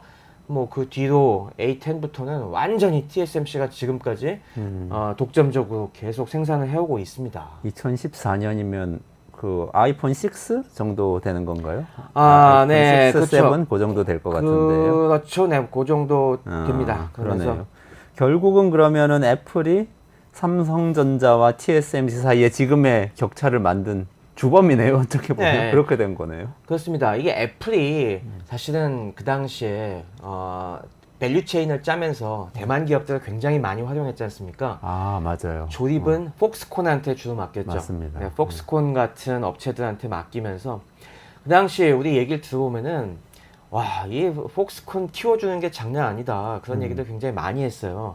그러니까 이게 주문을 어마어마한 양을 하면서 거의 뭐 자금 지원도 빵빵하게 해서 야, 이거 아이폰 이제 깨끗하게 이거 금형해서 깎아야 돼 라고 하면은 이 애플이 공장에서 그 설비 투자가 어마어마하지 않습니까?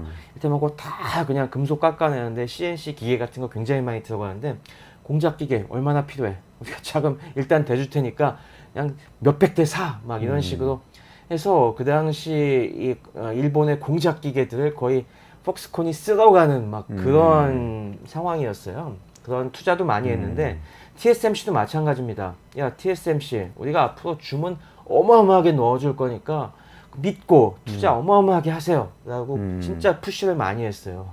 그래서 그 당시에 보면은 이 TSMC가 이 새로 팹을 만드는데, 그러니까 이 반도체 제조 공장 만드는데 애플이라는 하나의 고객을 위해서 막 10조 원씩 퍽퍽 투자하는 아, 그래요? 네, 일들이 벌어집니다. 뭔가 약속을 했겠네요, 그러면. 그럼요. 약속을 안 당연히 받고 물량, 그럴 순 없죠. 우리 지금처럼 잘 팔릴 거 뻔하니까 물량 앞으로 너네한테 계속 밀어줄 테니까 걱정 말고 투자해라. 이런 식으로 해서 그 당시에, 그리고 또 애플이 되게 깐깐한 고객입니다. 검수도 어마어마하게 철저하게 하고요. 그리고 뭐 이것저것 야 이런 식으로 하는 게 좋지 않겠냐 굉장히 푸시를 많이 갖고 TSMC가 그 이 등살에 떠밀리면서 그 당시에 또 굉장히 이 여러 가지 생산 능력이 발전을 했습니다. 그러네요. 그러면 계속해서 신제품 나올 때 계속 물량을 밀어준 거죠? 그러니까 아까 처음에 시작된 게 뭐 아이폰 6 정도였다면 맞습니다. 이게 8, 9, 10 나오면서 계속 네, 애플이라는 고객을 잡으면서 TSMC의 또 템포가 빨라졌어요. 원래 반도체 업계는 그 전에 이 PC 교체 주기 같은 거에 맞춰서 인텔이 주로 그랬죠. PC 교체 주기에 맞춰서 이 차세대 제품 성능 요 공정 미세화하는 그런 사이클이 있었는데 우리 스마트폰은 아시겠지만은 신제품이 1년마다 계속 나오잖아요. 맞아요. 네. 그러니까 이 업그레이드 주기가 1년으로 딱딱 맞춰줘야 됩니다. 그래야지 그거 받아서 짠 멋있는 신제품이 또 나왔습니다라고 선전을 할 테니까요. 그래서 이 아이폰 성능 업그레이드 템포에 맞춰서 얘네도 이 공정 업그레이드를 계속 쫓아서 하려다 보니까 진짜 공격적인 이 투자를 갖다가 할 수밖에 없었죠. 그래서 그거에 맞춰서 우리 얘기하는 이 공정 미세화가 계속 진행이 됩니다. A9, A10 요 정도가 이제 16나노에서 썼었는데 그 뒤로 뭐 이를테면 A10, 11에서는 10나노, 그 다음에는 또 7나노, 5나노, 4나노, 3나노 이런 식으로 계속 공정이 거의 뭐 1년마다 딱딱딱딱딱딱 이제 내려온 거죠. 그래서 아이폰 13 그 정도에 쓰인 게 A15였는데 그게 한 5나노 썼고요.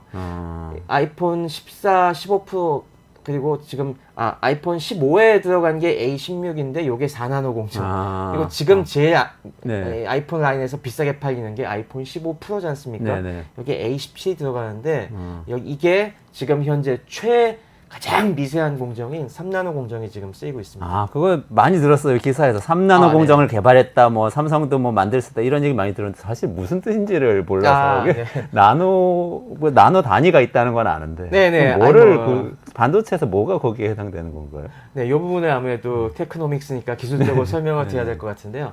원래 나노미터는 우리가 밀리미터는 잘 아시잖아요. 네네. 밀리미터가 1000분의 1미터고요. 그거에 또 1000분의 1밀리미터가 마이크로미터고, 네. 그러니까 다시 또 1000분의 1 마이크로미터가 나노미터입니다. 그러니까 100만 분의 1 밀리미터를 나노미터라고 해요. 네. 그래서 원래 예전에 반도체에서는 흔히 뭐 요게 반도체 미세하게 새겨진 그것도 회로가 있지 않습니까? 그 회로에 그러니까 쉽게 얘기해서 구릿줄 폭을 갖다가 나타내는 거라고 흔히 얘기를 했습니다. 네, 네. 이렇게 이해를 많이 했는데 사실 요즘은 그렇지가 않아요. 이 반도체 아니에요, 그게? 네네, 요즘은 좀 의미가 달라졌습니다. 요즘 반도체 구조를 보시면은 우리가 요거는 어떻게 돼 있냐면은 저기 자료 화면을 제가 준비해 왔는데요. 요 다이에 보면은 요 반도체 안에 들어가 있는 게 트랜지스터입니다. 트랜지스터 복잡하게 생각하시지 말고 아주 미세한 스위치라고 생각하시면 돼요. 그래서 저 왼쪽에 이 소스라는 게 있고 드레인이라는 요게 있습니다. 이게 뭐냐면 이 소스에서 드레인으로 원래 요 전기를 옮겨주는 전자가 흘러가야 되는데 중간에 게이트가 문이지 않습니까? 네, 네. 이 문이 딱 닫혔다가 열렸다 하면서 그 전자의 흐름을 막았다가 열어줬다 하는 거예요. 스위치 오프 온 이걸 시켜주는 거죠. 근데 저걸 뭘로 시키냐면 저 게이트 문에다가 전압을 걸어주냐 마냐로 저 스위치를 열었다 닫았다 합니다. 저기다 전압을 걸면은 스위치가 딱 열려서 거기로 이 전자가 흘러가는 그리고 딱 저 전압을 끊어버리면은 딱 닫히는 요거라고 보시면 돼요. 그러니까 이걸 갖다가 얼마나 요 칩 안에 많이 집어넣느냐가 핵심인데 저 하나하나의 크기가 작으면 작을수록 더 미세해지겠지 않습니까? 네네네. 근데 저 크기를 갖다가 해서 어떻게 쟀냐면 예전에는 저 위에 덮는 게이트, 문의 크기를 갖고 저 위에 보면은 A라고 표시된 네네. 네, 저 문의 폭을 가지고 우리가 크기를 쟀어요. 그 폭이 뭐 10나노면 10나노 공정. 네네. 이렇게. 그래서 예전에는 뭐 몇 마이크로미터에서 이렇게 몇백 나노미터라고 했을 때는 딱 저 크기였는데 이제 문제가 있습니다. 저걸 점점 이제 반도체를 작게 만들다 보면은 아까 보여주셨던 이걸 보면은 저 문을 계속 작게 만들다 보면은 전압을 안 걸어줘도 그러니까 이 스위치를 딱 누르지 않아도 저기 전자가 쓱 빠져나가는 일이 발생해요. 너무 가까워서요? 네, 너무 가까워서. 우리 보면은 우리 휴전선 같은 경우도 비무장지대가 넓으니까 함부로 못 넘어오는데 만약 옛날 베를린 장벽처럼 딱 담장 하나만 있으면 어떻게 되겠어요? 아무리 지키고 있어도 못 가게 막아도 누군가 담장을 넘어서 네네. 슉슉슉 빠져나오겠죠. 네. 탈북민들이 많이 빠져나오겠죠. 그런 걸 생각하시면 됩니다. 네. 그러니까 저게 미소화하는데 한계에 부닥치기 시작을 했어요. 네.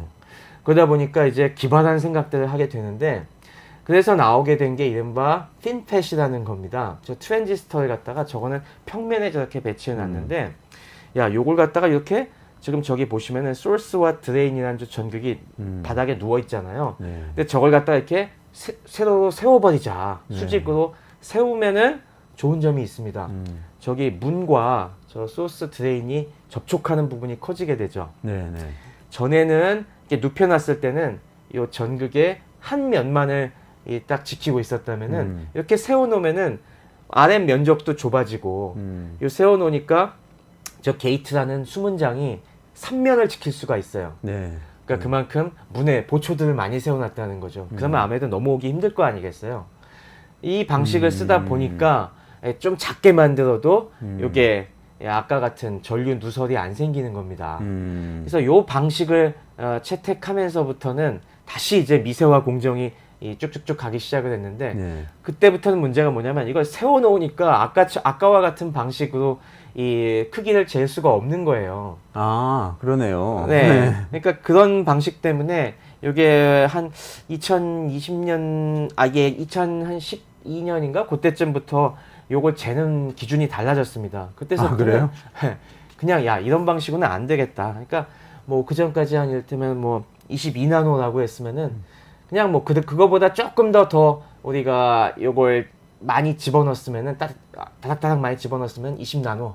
그 다음 좀 발전된 거는 그냥 17나노, 뭐 16나노 이런 식으로 그 다음 그냥 숫자만 작게 해서 좀 발전됐다고 표현을 하자라고 한 겁니다. 아니, 그러면은 뭔가 1나노미터는 분자 크기고 뭐 그렇기 때문에 거기 이상은 뭐 내려갈 수 없고 이런 얘기는 아닌 거예요. 네, 뭐 그거는 조금 약간 다른 오해하는 얘기. 부분입니다. 네. 그러니까 그러면 20나노다, 15나노다, 3나노다 할 때 그 숫자가 가리키는 대상은 정확히는 없는 거예요. 네, 지금? 정확히는 없어요. 그렇구나. 그럼 마케팅 용어네. 그냥. 네, 그냥 마케팅 용어가 돼버렸습니다. 그러네. 이를테면은 뭐 요즘 같은 경우도 요즘에 최신 뭐 4나노, 5나노 요런 이런 칩 같은 경우도 실제로 저 트랜지스터와 트랜지스터의 간격은 거의 한 40나노미터 정도 돼요. 그래요? 40나노미터인데 사실 이게 이걸 잘 세우고 10나노보다는 더 작은 거기 작아졌- 때문에 네. 4나노라고 부르기로 하자. 네, 그때보다는 좋아진 거니까 그냥 4나노라고 부르기로 하자 이런 식으로 지금 간 겁니다. 좀 허무한데요.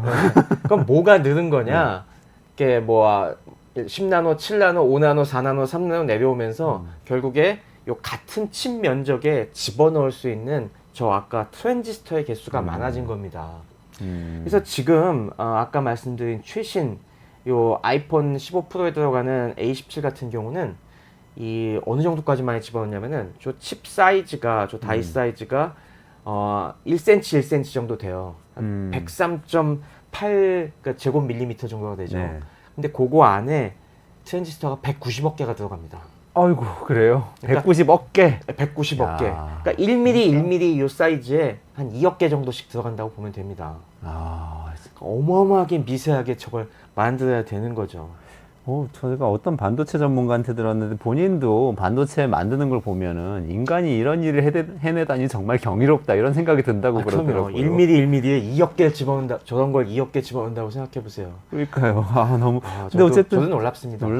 TSMC 그런 거를 잘해가지고 지금 애플 물량도 다 가져가고 뭐 엔비디아 물량도 가져간다는 거잖아요. 그렇습니다. 그걸 가장 제일 전 세계에서 지금 잘하고 있기 때문에 TSMC가 이렇게 각광을 받는 겁니다.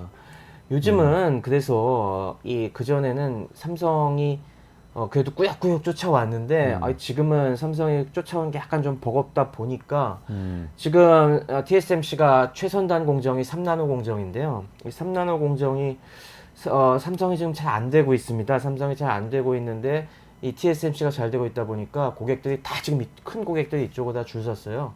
원래 3나노 공정은 애플 물량만 거의 독점적이었는데 지금은 뭐 엔비디아, AMD, 퀄컴, 미디어텍 이런 데가 계속 저희 이제 그 다음에 만들어주세요 라고 줄 서 있고요. 요즘은 심지어 인텔까지 위탁 생산하고 있습니다. 인텔도 요즘 CPU가 자기네 제조 기술이 한계가 있다 보니까 CPU까지 지금 엔비디아에 위탁을 하고 있어요. 원래 인텔은 자체 생산하는 종합 반도체 기업인데 네. 이제 위탁 생산 또까지 한다는 거죠. 맞습니다. 근데 삼성전자도 3나노 공정 했다고는 그러는데 TSMC가 이렇게 계속 그래도 앞서가는 건가요? 기술력이 어떤 상황이죠? 근데 뭐 삼성도 사실 여러 가지 기술력이 떨어지는 기업은 아니어서 디램이나 뭐 이런 쪽에서 메모리 쪽에 기술이 많다 보니까 이런 신기술 개척하고 이런 신제품 뭐 처음에 파일럿으로 개발하는 쪽까지는 어떻게 그래도 잘 해오고 있는데 문제는 이게 양산까지 가게 하는 게 좀 차이가 있는 것 같습니다. 아무래도 반도체는 그냥 요 연구 개발 단계에서 몇 개 성공했다고 해서 다가 아니다. 이거를 뭐 지난번처럼 한 시간에 뭐 수백 장씩 웨이퍼를 갖다가 찍어낼 수 있을 정도로 양산을 하는 게 중요한데 이 양산으로 만드는 게 또 되게 어려워요. 결국에 반도체 돈 핵심은 이 수율이라고 하지 않습니까? 웨이퍼 한 장에 칩을 여러 개를 찍는데 이게 뭐 이를테면 100개를 찍어냈을 때 그 중에 몇 개가 양품을 건지느냐 이걸 수율이라고 하는데 이 수율이 그래도 뭐 7, 80% 이상 올라와야지 그래야 이제 수익성이 생기는 겁니다. 이 3나노 같은 경우도 삼성도 지금 3나노 하고 있습니다. 근데 이 삼성 3나노가 실질적으로는 이 TSMC 4나노 공정이랑 이 밀도가 비슷해요. 무슨 얘기냐면은 아까 지금 제가 지금 TSMC 3나노 공정이 1mm 1mm 안에 2억 개 정도 집어넣는다고 했는데 삼성은 3나노 공정인데 그게 한 1.5억 개 정도밖에 안 들어가는 수준이고요. 그것도 약간 떨어지고 수율이 이게 좀 비공식적인 얘기긴 합니다만은 작년 말 올해 초까지만 해도 이게 20%가 안 나왔다는 얘기들이 횡행했어요. 아, 그래요? 그런 얘기가 미확인 보도 언론에 많이 나왔습니다. 그래서 뭐 그동안 노력을 해갖고 지금 한 30에서 60% 사이 언저리 어디까지인가 지금 많이 그래도 올리긴 했다고 하는데 이미 엔비디아 한 70% 80% 달성해서 그러니까 지금 이렇게 주문받고 막 찍어내고 있는 거거든요. 이렇게 수율이 낮으면은 아무래도 주문하는 입장에서도 이 생산량을 충분히 받을 수 있을지 없을지 불안하기 때문에 주문을 못 하는 거죠. 그러니까 지금 TSMC도 고객이 몰리고 있는 겁니다. 그렇군요. 근데 아까 그 애플하고의 관계, 갈등을 삼성전자가 빚었던 그 상황을 듣고 보니까 사실 기술력 문제도 있지만 혹시 이런 것도 있는 거 아니에요? 삼성은 애플이 고객이기도 한데 또 경쟁사이기도 했던 거잖아요. 그런데 약간 복잡한 구조가 있었고 TSMC는 없었잖아요. 맞습니다. 사실 TSMC가 원래 80년대 시작을 할 때부터 내세운 유명한 모토가 있죠. 우리는 고객과 경쟁하지 않는다. 저도 옛날에 이거 한 10수년 전에도 TSMC 사람들이 항상 어디 나와서 프레젠테이션 하면 항상 이것부터 얘기해요. 우리는 절대 고객과 경쟁하지 않는다. 우리는 고객과 파트너다. 그러니까 믿고 맡겨달라. 이걸 계속 강조를 했어요. 근데 이게 뭐 그 당시에는 에이 뭐 기술이 좀 딸리니까 저런 얘기로 말로 때우는 거지라고 생각을 했는데 이게 점점 중요해진 겁니다. 아까 같은 애플이 이제 삼성이 이 파운더리도 하고 휴대폰도 만든다는 게 그런 식으로 작동하는 문제들도 확실히 컸고요. 다른 면에서도 이게 고객을 대하는 마인드 자체가 확실히 차이가 있었던 것 같습니다. 네. TSMC는 결국에 파운더리라는 게 앞에 이 팹리스 같은 이런 아니면 거대 고객들로부터 물량을 받아와야만 이 수주 산업이기 때문에 당연히 고객에게 잘 맞춰주는 이런 마인드가 될 수밖에 없었어요. 이거 가급적이면 우리한테 맡기기 좋게 여러 가지 부가적인 서비스를 많이 제공을 해줬습니다. 그런 면에서 고객 마인드가 굉장히 컸고요. 또 이게 대만이 사실 이렇게 앞서는 이유는 그런 거 외에도 원래 저변 기술력도 무시할 수가 없었습니다. 사실 우리가 중국을 많이 무시하긴 하지만은 전체적으로 봤을 때 우리 한국은 인재를 갖다가 우리가 한국 전쟁 이후에야 뭐 인재를 그 다음부터 유학을 좀 보내기 시작하고 했지만은 중국은 사실 그 이전부터 사실 뭐 19세기 말 20세기 초부터 열강에게 얻어 터지면서 수많은 또 인재들 화교들 나가고 하면서 중국계 인재들이 전 세계에 많이 퍼졌잖아요. 그 효과가 굉장히 컸습니다. 사실 모리스 창도 예전에 이미 국공내전 시기에 미국으로 넘어가서 그때 뭐 반도체 산업 초창기에 공정 엔지니어로 딱 이제 두각을 나타내면서 대만 반도체 산업을 컨설팅해준 그런 역할이 있었고 또 대만 출신도 그 당시 굉장히 일찍부터 미국에 유학을 많이 해서 미국 반도체 업계 학계와 업계에서 중요한 역할들을 많이 했습니다. 그래서 제가 한번 지적을 드리고 싶은 중요한 분이 아까 계속 말씀드린 이 요즘 이 트랜지스터 기술이 핀팻이라고 말씀드렸잖아요. 네네네. 이렇게 딱 수직으로 세운 거. 그 핀팻 기술을 개척한 선구자 학자가 바로 대만계 중국인 학자였습니다. 아. 유명한 게 후첸밍, UC 버클리대 후첸밍 교수라고 있었는데 이분이 1980년대 이 핀팻 기술을 개척하고 그래서 저기 지금 사진 보이는 게 오바마 대통령이 저 메달을 선사한 건데요. 저 메달이 이 미국의 기술혁신 메달이라고 미국에서 가장 이 기술 발전에 공을 세운 이 공학자들에게 주는 상입니다. 네네네. 저걸 처음 받은 사람이 혹시 누군지 아세요? 모르겠는데요. 스티브 잡스가 제일 처음 아, 정말요? 받았습니다. 아. 네, 그래서 굉장히 영예로운 상인데 저게 아. 2014년에 받을 정도로 유명한 분이고요. 네. 저분이 아무래도 우리도 그렇잖아요. 우리 유학 갈 때 보면은 한국 교수들 밑에 유학 많이 가지 않습니까? 네. 이렇게 자기 나라 출신들 많이 받는 경향이 있는데 저분도 대만계로서 개척을 하다 보니까 대만계 제자들 많이 키워갖고 다시 대만으로 많이 보냈고 그리고 저분은 2001년도부터 2004년까지 내가 직접 팔 걷어붙이고 조국을 위해서 일해보겠다 해서 TSMC도 가갖고 그때 3년 동안 CTO 하면서 기술 전수를 또 무지 많이 해줬어요. 네. 그래서 그렇게 키운 어마어마한 제자들이 TSMC에서 1990년대, 2000년대 대활약을 합니다. 그래서 TSMC에는 되게 유명한 사람들이 있어요. 그래서 소위 TSMC의 R&D 6기사라고 그러니까 말 타고 싸우는 이 6기사라고 하는 그런 존재가 있었는데 바로 저 사진에 나오는 분들입니다. 네, 그러네. 저분들이 그 90년대, 2000년대에 이 TSMC가 한창 파운더리 사업을 키울 때 어마어마한 기술 돌파를 이뤄냈습니다. 그 당시만 해도 사실 이 반도체 기술의 핵심은 인텔, 뭐 텍사스 인스트루먼트, IBM 같은 미국계 기업들이 그래도 주도하고 있었는데 그때 TSMC가 대략 한 130나노미터 공정 때부터 그 독자 기술을 확립하고 추월하기 시작해요. 그때 활약한 분이 아까 저 6기사였습니다. 거기다가 또 다른 요인도 있는 게 대만계 기업이 거기서만 활약했나요? 아니죠. 저희 엔비디아 지금 CEO가 누굽니까? 그렇죠. 젠슨 황. 네. AMD CEO가 리사수. 리사수. 다 대만계네. 대만계거든요. 네.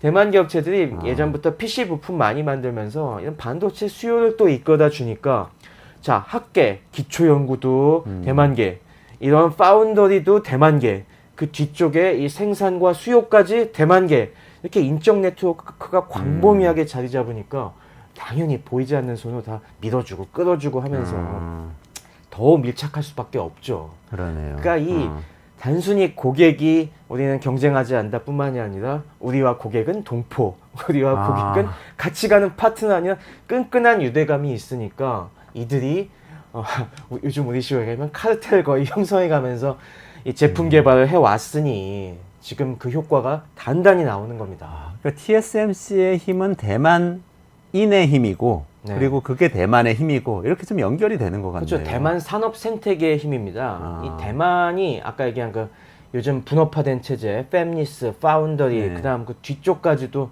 단단하게 장악을 하고 있는데 요즘 특히 각광을 받고 있는 게 그 뒷단, 후공정이라고 하죠. 반도체 칩을 저렇게 딱 찍어내는 게 다가 아니라 그걸 갖다가 요 패키징하는 거, 딱 그 패키징할 때 여러 가지 다 조립을 하고 거기에 딱 배선 연결하고 또 이게 제대로 생산이 됐는지 테스트하는 이것까지가 다 엮여 있는데 이 후공정 부분도 지금 대만 업체들이 꽉 잡고 있어요. 그러네요. 생태계가 훨씬 더 강력하다. 후공정 쪽에 한 전 세계 탑 10을 꼽아보면은 대만이 한 6개, 7개 정도 될 겁니다. 그렇군요. 네. 그러면은 이런 상황인데 TSMC 기술력 앞서고 인적 네트워크도 강하고 대만의 생태계 조금 좀 더 우리보다 강한 것 같고 네. 삼성전자가 TSMC 결국 따라잡을 수 있어요? 마지막 질문으로 이거는 꼭 드려야 될 것 같은데. 네, 사실 쉽진 않습니다. 네. 지금 우리가 그동안 메모리라는 이런 소품종 대량 생산하는 쪽에 매달려 갖고 그러니까 뭐 삼성이나 하이닉스가 직접 하는 거에 익숙해지다 보니까 그리고 이건 아무래도 공급자 우위되다 보니까 그런 고객 상대 마인드도 약간 떨어지고 그런 면에서 이게 하루아침에 이게 쌓인 격차가 아니기 때문에 이걸 다시 뒤집으려면 좀 많은 시간이 걸리는 건 좀 분명할 것 같고요. 그리고 뭐 여러 가지 또 삼성이 또 파운더리를 발전시켜온 데는 사실 또 TSMC 공이 있었습니다. 아. 사실 2010년대 이 삼성이 파운더리 한창 그때 키우면서 삼성도 얘가 벽에 부닥치고 있었는데 그때 저 6기사 중에 한 명, 저 오른쪽에서 두 번째였던 분 양멍숭이라는 분이 2011년인가 그때 우리 삼성전자 부사장으로 왔어요. 아, 스카우트 한 건가요? 네, 그때 굉장히 공을 들여갖고 그 당시 저 양멍숭이 산에 좀 파워게임에 밀려갖고 저분이 좀 성격이 안 좋거든요. 그래서 파워게임에 밀려서 그런 걸 우리 삼성이 스카우트에다가 그 당시에 기술적 도약을 되게 많이 이뤄냈습니다. 그래갖고 TSMC에서 배신자라고 해갖고 소송 걸고 해서 그분이 한 몇 년밖에 안 있었지만은 그 당시에 삼성이 확 쫓아갔어요. 그래갖고 그 무렵에 한 14나노 그 정도 공정에서 그때 삼성이 잠시 TSMC를 좀 추월한 적이 있었습니다. 하지만 저 양멍숭도 나가고 그때 또 좋은 인력도 몇 명 좀 데려가고 그 뒤로 그 한계가 좀 부닥치고 하면서 지금 다시 TSMC가 앞서 나가는 지금 이런 상황이죠.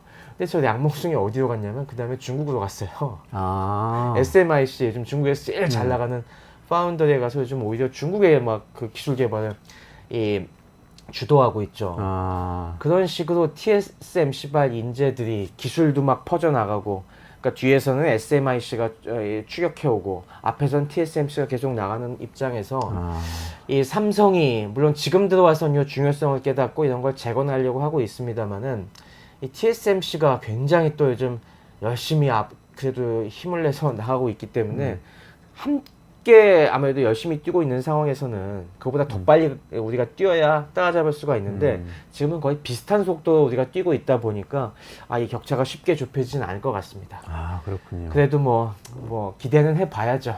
응원은 하지만 해야 쉽진 되는데 않습니다. 제가 이렇게 말씀을 듣고 보니까 지금 당장 뭐 하루 이틀 안에 뭐 이번 분기에 매출이 앞서고 이런 게 중요한 건 아닌 것 같고 우리도 대만의 반도체에 대해서 투자한 것만큼 국가가 투자를 하면서 인적 네트워크를 만들어가면서 특히 이렇게 같이 이렇게 확산되고 협업할 수 있는 생태계를 국내 협력업체 그리고 국외에 또 한국계 인사들이 학계하고 기업에 많이 진출을 해서 또 매니지먼트 포지션에 가고 이런 것들 같이 좀 장기적으로 되돌아보면서 추진해야 되는 시점이 아닌가 이런 생각이 맞습니다. 드네요. 그런 종합적인 생태계가 결국에 풍성해야지만 장기전에서 승리할 수 있는 것이고요. 이 장기전의 바탕이 애석하지만 사실 우리 한국이 대만에 비해서 조금 밀리는 게 사실입니다.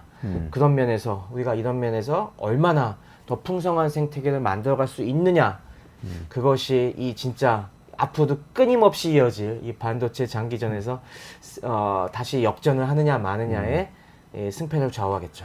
네, 한국 반도체 길게 보고 투자해야 될 때인 것 같습니다. 오늘 최승병 박사하고 테크노믹스에서 삼성전자는 TSMC를 따라잡을 수 있을까 하고 질문을 드렸는데 이게 장기적인 과제가 되었네요.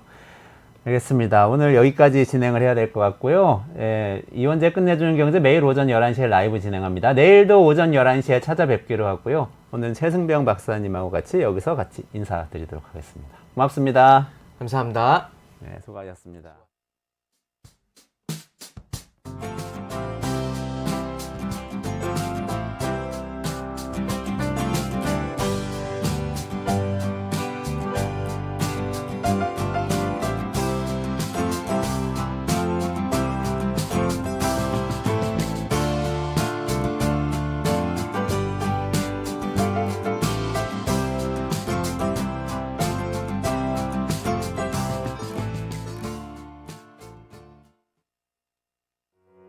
우리 아이 재단에서 뜻을 함께할 정기 후원자분들을 기다립니다. 우리 아이 재단은 한반도 어린이를 위한 재단입니다. 배고픈 어린이들에게 영양 가득한 국수를 보내고 영유아 자폐 조기 검사 지원, 베이비박스의 이유식 정기 배달, 중증장애 미취학 아동들을 지원하고 있습니다. 따뜻한 손길을 이어주는 분들께 우리 아이 팔찌와 감사 선물을 드립니다. 지속적인 지원을 통해 더 많은 어린이들에게 도움을 줄 수 있도록 정기 후원자가 되어주세요. 후원 문의 02-2128-3344, 2128-3344